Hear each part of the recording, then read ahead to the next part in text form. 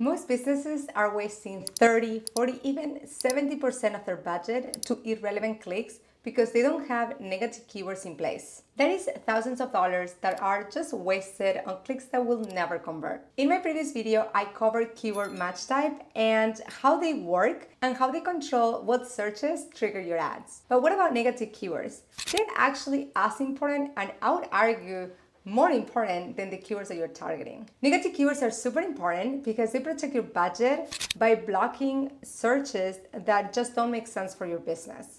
In this video, I'm going to show you how you can build a strong negative keyword list by using the search term report as well as the keyword planner. So you can stop spending money on bad clicks. I will also break down how keyword match type impacts your negative keyword. Just like with Google targeting, the match type that you choose for your negative keyword will affect how Google understands and blocks specific search terms. If you don't get it right, you could be missing and showing ads to still irrelevant searches, or you could actually block good traffic. So we want to understand how match type works, and that will help us decide what type of match type we want to use on our negative keywords. The way that negative keywords work is basically ways that we tell, again, Google how to block a specific traffic. Let's say that you sell a physical product. A term like free is something that we want to exclude from our campaigns.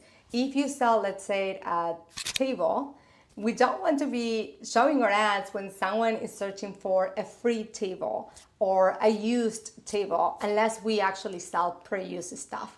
So those are some of the terms that we want to make sure that we are excluding. Now here's the thing, if you're selling physical products and you don't have the keyword free as a negative term, then what's happening is likely when someone searches for free table in Miami, your ads could actually be showing. And you'll be surprised if you go into your search report and you don't have keywords like, again, do-it-yourself, free video tutorial courses, that maybe you are showing already your ads to a lot of irrelevant queries. Let's say that you're a plumber or you are an electrician or a masseuse. It doesn't really matter. If you're providing a service, we will want to make sure that things like courses, do-it-yourself, videos, we'll want to make sure that those terms are also excluded, because we only want to show our ads to people that will actually convert, that they are looking for our specific service or product. And we want to avoid showing our ads to everyone else. So just like those examples, when we think about negative keywords, the first place to start is, honestly, you can go to ChatGPT and literally ask for, make me a list based on my service of all the negative keywords that I should be including. And it can be an extensive list, right? In fact, most likely you're gonna have more negative keywords than keywords that you're targeting. And that is a good thing, especially if you are using broad and phrase match. I would say even with exact match, and I'm gonna show you an example, you can still attract a lot of irrelevant terms, because sometimes there are services that relate to your business, but it's not something that you offer or it's not something that you want to advertise for. So let's make sure that when you're coming out with that list, you go, of course, with the obvious, like free and do it yourself and course and tutorial, all of those. But then that you think hard on what are some terms that are related to my industry or to my business, but it's not something that I offer. For example, if I'm a marketing agency, but I don't offer website and designs, I want to make sure that those keywords are excluded from my campaign. Or let's say that you have a remodeling business, but you only want to focus on people that go with a custom new cabinet versus someone looking to fix or repair a cabinet. You could actually exclude terms like repair or fix from your campaign, because you only want to show your ads and focus your ad spend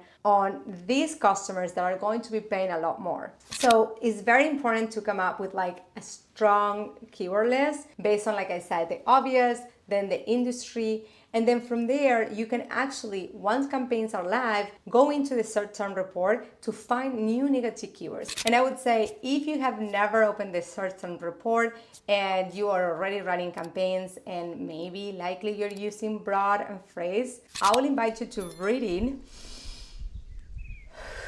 because when you dive in, you're gonna find a lot of terms that likely are not relevant to your business. And it can be painful to see that you had already spent on terms that are irrelevant. But the good news is that you can go ahead and implement all the negative keywords, you can dive into all the terms, and that automatically is going to improve your account's performance. So you can't change what you didn't do before, but you can definitely change how you're going to approach the campaigns moving forward. And I invite you to every single week dive into the report and find new keywords that you can exclude. I go to Google Ads, open the search term report and dive in. Now, all these keywords are relevant, but I can find some that aren't. So this term is not relevant. So to exclude, you would do add as a negative keyword, and then I will add it that way. So this is a multivitamin account, but we do not have gummies. So you can see it has appeared in different ways. So I can actually either, if I see that this continue appearing, I could actually make gummy a phrase match and say, I don't want to show period. Let's say that my vitamins are now gummy vitamins, then I just want to make sure that like anytime there is a search about a gummy, I don't show my ads. But that's where you're going to dive in. You could also use, of course, the search and report to add keywords that, might be relevant to your business, but we definitely want to make sure that we are excluding as many keywords as we can when they're not relevant to us. Now I want to show you how to use the keyword planner. Now there is a different video over here that I walk you through how to do keyword research, and in that same video I show you how to also take some negative keywords from the keyword planner. So you can check it out, but I will show you quickly how it also works. So you go into Tools, Keyword Planner. I already have marketing services. And what I can see here is all like specific services that I may not offer. So for example, I don't offer SEO, I don't offer social media, I don't offer, email marketing, let's say. So when I'm building my campaign, like this is kind of like before I launch things and I'm doing research, I'll want to start creating a list of all the negative keywords that I want to make sure that I exclude from my campaign so that I'm not spending on irrelevant traffic. In my previous video, I walk you through keyword match type, so make sure that you check it out. But I want to talk about keyword match type in the context of negative keywords. When we think about keyword match type as it applies to negative keywords, I want you to think about broad as like the way to exclude or block the majority of the traffic, right?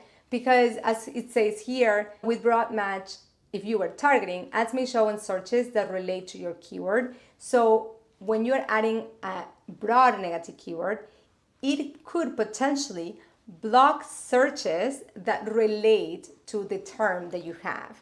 So not just the term that you have, but also terms that relate to it. So I would say for things like free or do it yourself or course or tutorial, absolutely the most broad. But think about some of the terms that you want to be adding as negatives. If adding as broad match may actually block good traffic that you actually want to appear for. And then we have phrase match.